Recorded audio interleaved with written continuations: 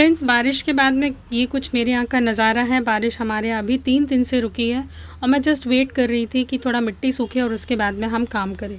मैं एक्चुअली में पचमढ़ी के पास में रहती हूँ, छिंदवाड़ा मध्य प्रदेश में। तो हमारे यहाँ बारिश काफ़ी होती है क्योंकि ये एक हिली एरिया है। तो फ्रेंड्स, मैं हूँ ऋतु और आप देख रहे हैं ABC ऑफ ऑर्गेनिक गार्डनिंग। आज हम बात करेंगे कि बारिश के बाद में अपने पौधों को किस तरीके से रिवाइव करें ताकि उनमें जो है, जो भी बारिश की वजह से जो उनके माइक्रो न्यूट्रिएंट्स लीच आउट हो गए, बह गए हैं, या जो भी कीड़े मकोड़े पनप गए हैं जिन्होंने अंदर अंडे दे दिए हैं, पौधों की मिट्टी को बर्बाद कर दिया है या ख़राब कर दिया है, ठोस कर दिया है, जड़ों में कुछ बीमारी लग गई, उन सभी का ट्रीटमेंट इकट्ठे करेंगे जो मैं हर साल करती हूँ। तो फ्रेंड्स, यदि आप चैनल पर नए हैं तो चैनल को सब्सक्राइब कीजिए, वीडियोस को लाइक और शेयर कीजिए और जो इन्फॉर्मेशन दी जा रही है उसको एंड तक देखिए और समझिए। उसके बाद में ही आप मुझसे किसी भी प्रकार के कमेंट्स या क्वेरीज पूछिए जो आपको समझ में ना आए। इस समय जो है मेरा बगीचा बुरी तरीके से सफ़र कर रहा है। लगातार बारिश होने की वजह से कुछ पौधे तो मेरे मर चुके हैं। गुलाब में भी बारिश में ऐसा होता ही है, लगातार जब बारिश होती है तो कुछ पौधे जो हैं वो आपके मर ही जाते हैं। लेकिन जो पौधे जीवित रह गए हैं उन सब पे अब मुझे काम करना है। चाहे आप मेरे जरबेरा कह लीजिए, चाहे गुलाब कह लीजिए, चाहे डेजर्ट रोज़ है, हिबिस्कस है, बहुत सारे वैरायटीज़ के पौधे हम बगीचे में लगाते हैं। लेकिन जो काम मैं शुरुआती दौर पे करती हूँ वो लगभग सभी पौधों के लिए समान होता है और इस दौरान ये काम करने से आपके ठंड में और जो मरने वाले पौधे रहते हैं वो बच जाते हैं। अभी देखिए मेरे गुलाबों में पत्तियां बची हैं, टहनियाँ सेफ हैं, भले ही वो उसमें फ्लावरिंग नहीं है, कुछ कम पत्तियां हैं, लेकिन टहनियाँ सभी ग्रीन हैं। जो प्रोसीजर मैं आगे करूँगी उसे आप ध्यान से देखिए। फिर यदि आपको ऐसा लगता है कि उसको फॉलो करने से आपको फ़ायदा है तो आप उसे फॉलो भी कीजिए। इस समय जो ज़रूरत से ज़्यादा बारिश होती है तो बड ड्रॉप की प्रॉब्लम, थ्रिप्स का अटैक, फंगस अटैक्स, बहुत सारी चीज़ें गुलाबों में होती हैं। चाहे गुलाब ले लीजिए, चाहे आप दूसरे पौधे ले लीजिए, तो उस समय घबराना नहीं है। इल्लियों का प्रकोप भी काफ़ी होता है। इल्लियाँ जो है मेरे यहाँ मकड़ियाँ रहती, मैं नेचुरल वे में ट्रीट करना ज़्यादा बेहतर समझती हूँ क्योंकि जितनी भी ये मकड़ियाँ रहती हैं वो इन्हें खा जाती हैं।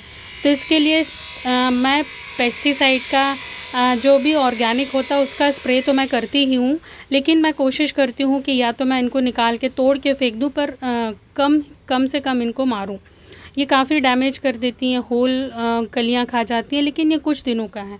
अब हमें जो काम करना है वो ये है, देखिए मिट्टी काफ़ी सख्त हो चुकी है तो इस मिट्टी को हमें गुड़ाई करना है। और गुड़ाई करने के बाद में सबसे पहली चीज़ जो आपको डालना है वो है नीम की खली। नीम की खली वो एक जितने भी आपकी मिट्टी, गमले की मिट्टी हो चाहे ज़मीन की मिट्टी हो, उस मिट्टी में जितने भी कीड़े मकोड़े अंडे दे देते, कई बार जो शंखी कीड़े होते हैं वो उसमें अंडे दे देते हैं, तो नीम की खली में वो एक तत्व होता है जो कीट या पतंगे किसी भी स्टेज में रहे, चाहे वो अंडे या लार्वा की स्टेज में रहे, वो नीम की खली और नीम का ऑयल जो है वो उनको हर स्टेज में मार देता है। इसीलिए समय समय पर नीम की खली जो है हमको ज़्यादा नहीं डालना, एक चम्मच आप 10 ग्राम के करीब जो है वो जड़ों में अप्लाई कीजिए और फिर उसको थोड़ा सा गुड़ाई कर दीजिए।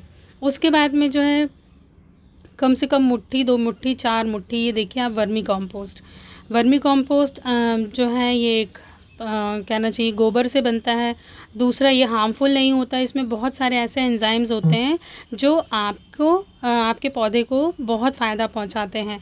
उनके एक ग्रोथ प्रोमोटर के तौर पे होते हैं। ये कहना चाहिए उन पौधों की जड़ों को स्ट्रॉन्ग बनाते हैं, तो किसी भी प्रकार के मौसम में जो है किसी भी प्रकार की बीमारी से पौधा जो है वो लड़ पाता है।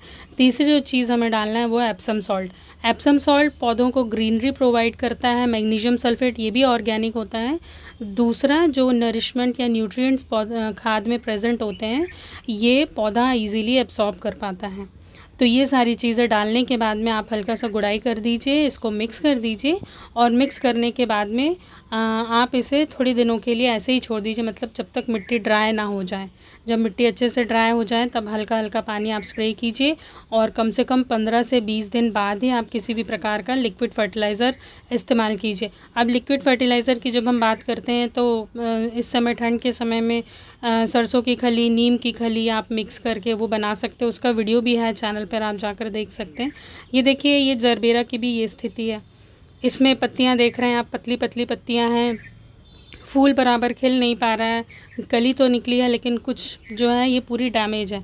इसे भी कट करके रिमूव करना है। तो ये सभी पौधों पे ये इस तरीके का काम करना है। काफ़ी माइक्रो न्यूट्रिएंट्स की कमी भी हो जाती है। तो यदि आपके पास में वर्मी कंपोस्ट नहीं है तो आप गोबर की खाद ले सकते हैं, पुरानी अच्छे से बनी हुई। वो नहीं है तो यदि आसपास पोल्ट्री फार्म है तो चिकन मैन्योर हुआ, या जो भी जानवर है, शीप मैन्योर हुआ, हॉर्स मैन्योर हुआ, जो भी आपके पास में अवेलेबल है, आसपास उपलब्ध है, उसका आप इस्तेमाल कीजिए। खली की जब हम बात करते हैं, जो खली आपके एरिया में मिलती है उसे आप इस्तेमाल कीजिए। मैंने कपास की खली भी शुरू में इस्तेमाल की है। वो घुल के इस्तेमाल नहीं होती है, कपास की खली को जड़ों में दबाना पड़ता है, ऐसा मैंने काफ़ी बार पढ़ा है। तो मैं अक्सर जड़ों में दबा दिया करती थी नीचे, ताकि जब जड़ें वहाँ पहुँचे तो वो ईज़िली उसको एब्ज़ॉर्ब कर लें। अब इस तरीके का काम जो है, और एक चीज़ आपको करना है कि हफ्ते में एक बार आपको फंगीसाइड स्प्रे करना है। अब चाहे आप केमिकल इस्तेमाल करते हैं तो उसके हिसाब से देख लीजिए। मैं ट्राइकोडर्मा, या फिर मैंने बताया था आप 1 लीटर में 1 कप दूध मिला लीजिए, उसको आप वीकली बेसिस पे स्प्रे कीजिए। तो उससे एफिड्स, इल्लियाँ, ये सभी मर जाती हैं और वो पौधों को काफ़ी फ़ायदा भी पहुंचाता है। तो आप उसका भी इस्तेमाल कर सकते हैं। और इंसेक्टिसाइड यदि आप इस्तेमाल करना चाहते हैं तो उसमें नीमास्त्र आप इस्तेमाल कर सकते हैं, या फिर नीम का ऑयल इस्तेमाल कर सकते हैं, उसका सॉल्यूशन बनाकर उस तरीके से आप इस्तेमाल कर सकते हैं। तो आप जब ये सारी चीज़ें रेगुलर बेसिस पे करेंगे तो आपका जो बगीचा पूरी जो रंगत खो चुका है ये रिवाइव हो जाएगा और पूरी जो है आपको खुशहाली फिर से देगा। तो फ्रेंड्स, हम फिर मिलते हैं अगले नए टॉपिक के साथ में, अगले नए वीडियो में। तब तक के लिए bye bye. Thanks for watching. Happy gardening.